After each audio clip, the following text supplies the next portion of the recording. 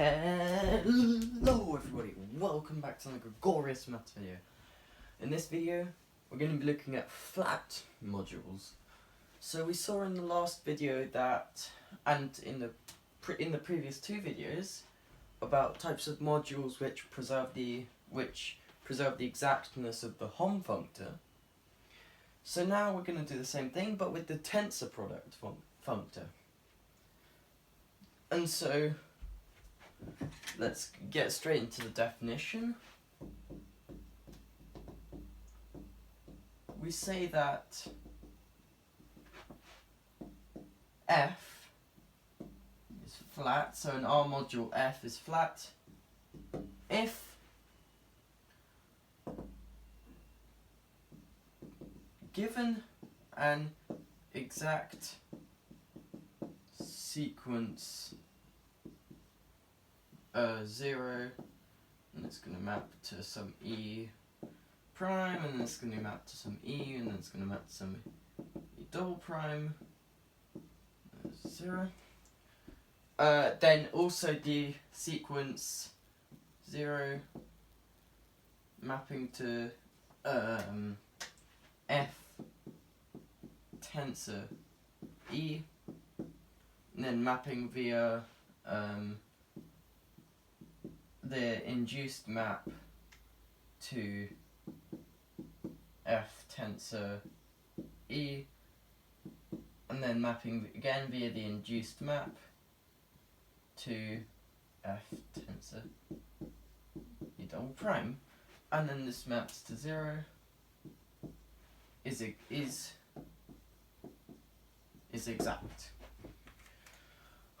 Alright, so there are three conditions which follow from this with not too much difficulty. So let's do them over here. So the theorem is that it states that, so first of all, the ring R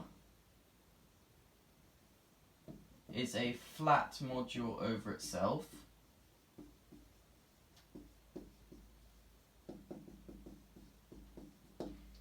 Okay, so this is what the first condition says. Second condition says that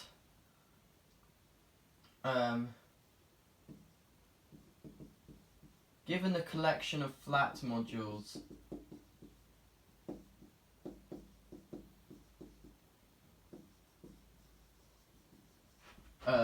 let's say mi, m equal to this direct product of these flat modules is exact if and only if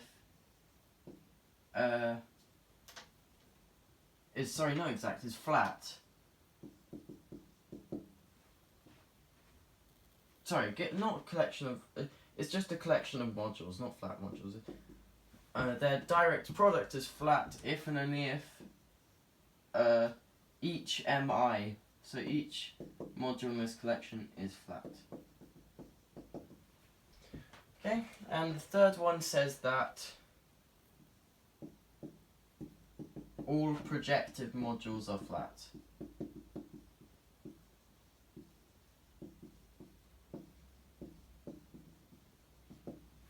Okay, so how shall we attempt to prove these three? So let's go on to proof. So let's first show that R is a flat module over itself, and so to do so, consider the following diagram. So we're going to have an injection I going from some A to B, and then we're going to go down here to R tensored with A, and then this is going to go via the induced map to R tensor B, and we're going to go down here via some some tau and some sigma, and tau, and by the way, these are isomorphisms, and well, I'll leave it to you to check that they're isomorphisms. But what their rule is that sigma, what it does is it maps. So sigma takes from A to R tensor with A maps A to A tensor maps A to A tensor 1, and tau similarly goes from B to R tensor B, and what it does is it maps B to B tensor 1, and these are isomorphisms. And so by the fact that, okay, so I'm just going to write consider the commutative diagram.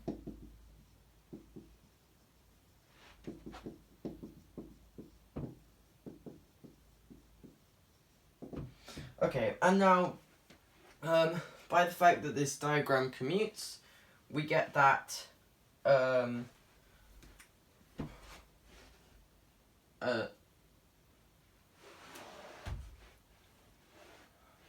one tensor I is equal to sigma, tau composed with I composed with sigma inverse is an injection, which is all that we require for the flatness of R.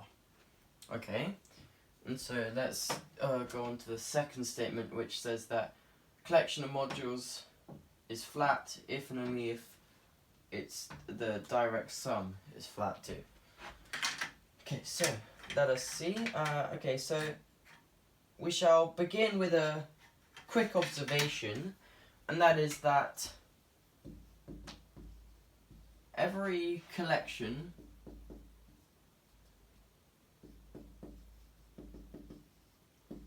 of R maps, let's say they map Fi from Ui to Vi, can be packaged into one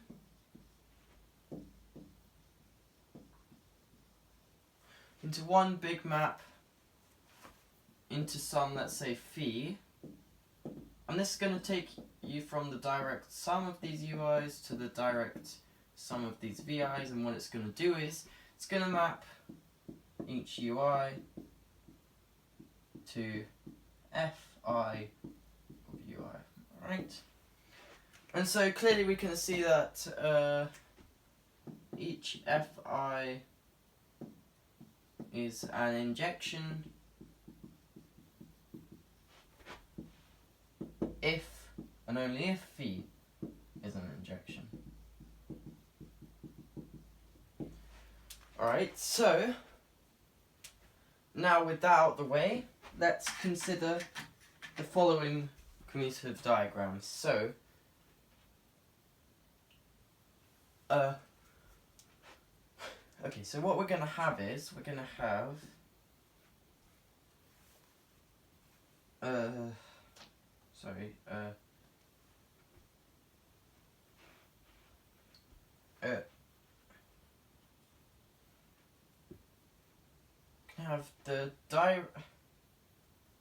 we're going to have the direct sum of each mi, and then we're going to tensor that with some a, and then this is going to go via some 1 tensored with I to the direct sum of mi tensored with b, and then this is going to go down via an isomorphism, which I'm going to define in a second, to the direct sum of mi tensor b, and yes, this is an isomorphism. We can construct an isomorphism, and similarly we're going to have an isomorphism going down here to the direct sum of mi tensored with a, and then right here we're going to have some phi. Okay, so now these vertical maps, the vertical maps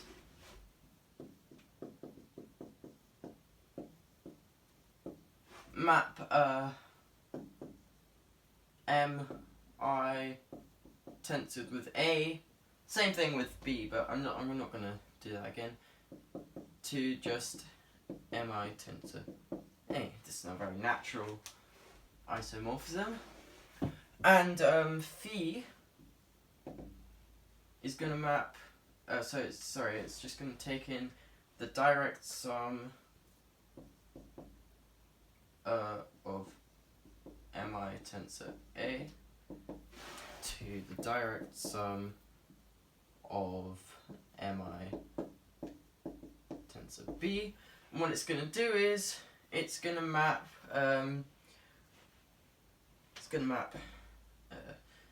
each mi tensored with A is going to map to mi tensored with I of A. Right?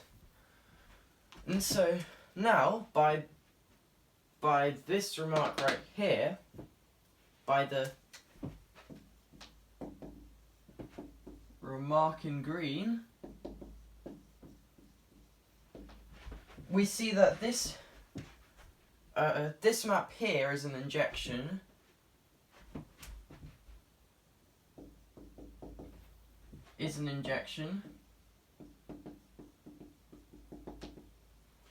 if and only if phi is. But this is the same thing as saying that this is a flat module if and only if this is. So, I mean, if and only if.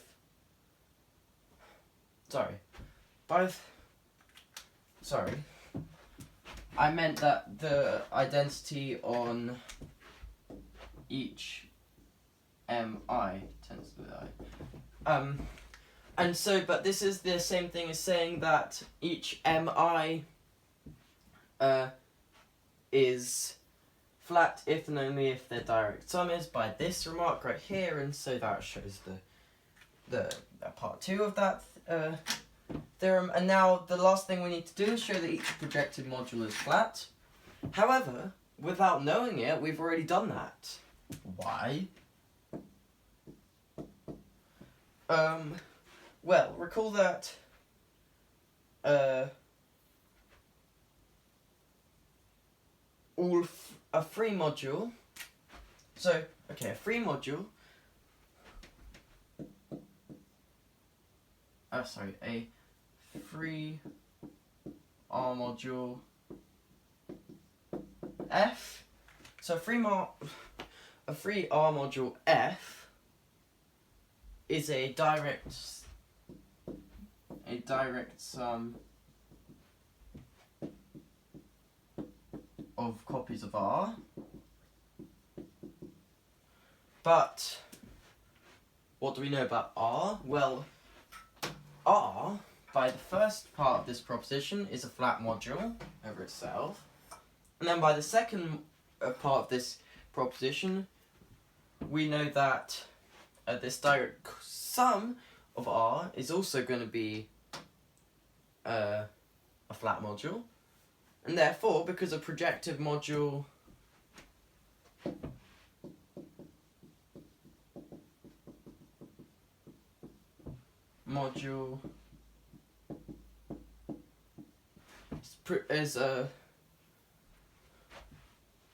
is projective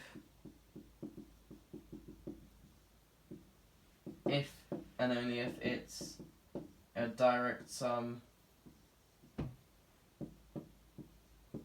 free modules, it's flat. So we just need to combine parts 1 and 2 to get number 3. And that, right there, completes the proof. Okay, so that was actually quite a long proof, but we just made use of a few commutative diagrams involving direct sums and tensor products. And then for number 3, it was just a neat little argument combining the two. So what we're going to do now is we're going to continue with the diagrams. We're going to continue with the diagram chasing. I do love diagram chasing. We're going to be looking at an application of one of my favourite lemmas, not only in homological algebra but in maths. So, and I have mentioned this lemma before on the channel. Actually, I don't think I've proven it, but I've stated it before. In my first ever Because Why Not video.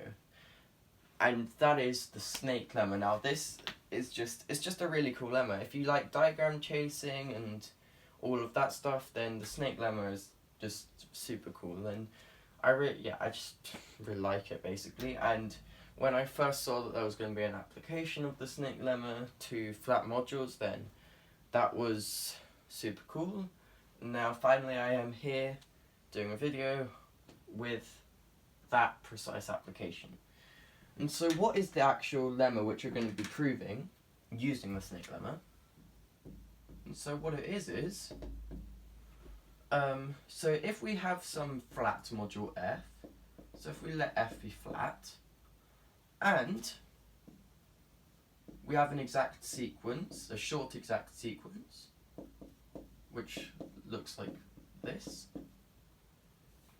then for any e, we have that this is also exact.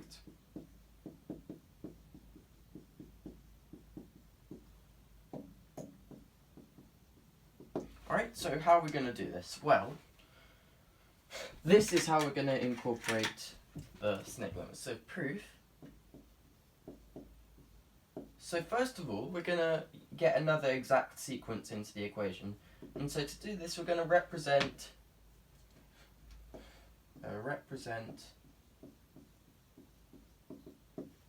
E as a quotient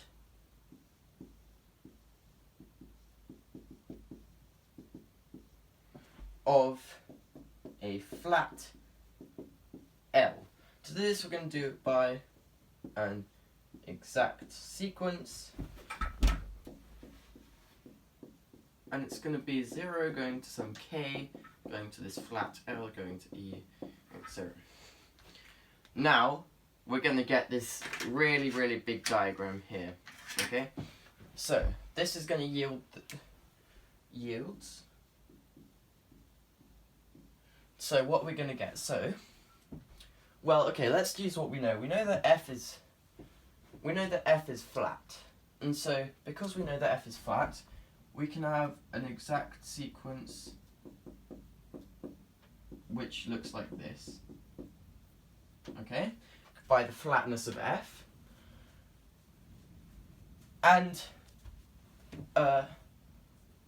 sorry, actually, no, we're going to go to, we're going to do this one. Sorry, it's going to look like this. Okay? And the reason for this is we're going to start to see the snake lemma shape appearing over here. So the first thing we're going to do is we're going to use the right exactness of the tensor product. Okay, so we can add in a 0 here, and then we're going to have n tensor k, m tensor k, and we already have the f tensor k. So n tensor k, and it's going to m tensor k, and this is going to go to f tensor k, and by the right exactness of the tensor product, this right here is exact.